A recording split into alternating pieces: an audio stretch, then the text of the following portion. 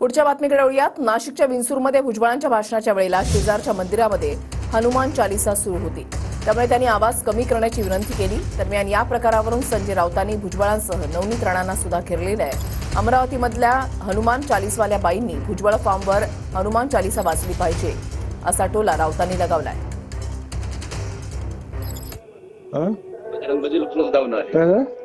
बजरंगबली सुद्धा धावून आले तुमच्यासाठी।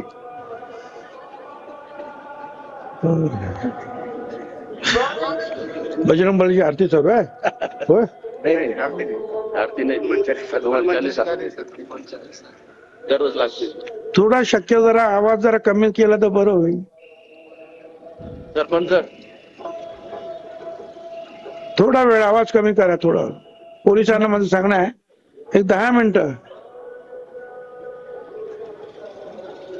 बजरंगबलीला सांगा, बोल बजरंगबली तोड दुश्मन की नली।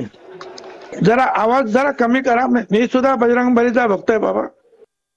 नाशिकमध्ये भाषण सुरू असताना छगन भुजबळांनी हनुमान चालीसाचा आवाज कमी करण्याची विनंती केली। याच्यावरती अजित पवार साहेबांनी बोललं पाहिजे। त्यांचे नेते जे आहेत बॉस, आणि त्या हनुमान चालीसावाला बाई आहेत अमरावतीतल्या, त्या नाशिकला पोचल्या पाहिजेत आणि भुजबळ फार्मवर त्यांनी हनुमान चालीसा वाचायला पाहिजे।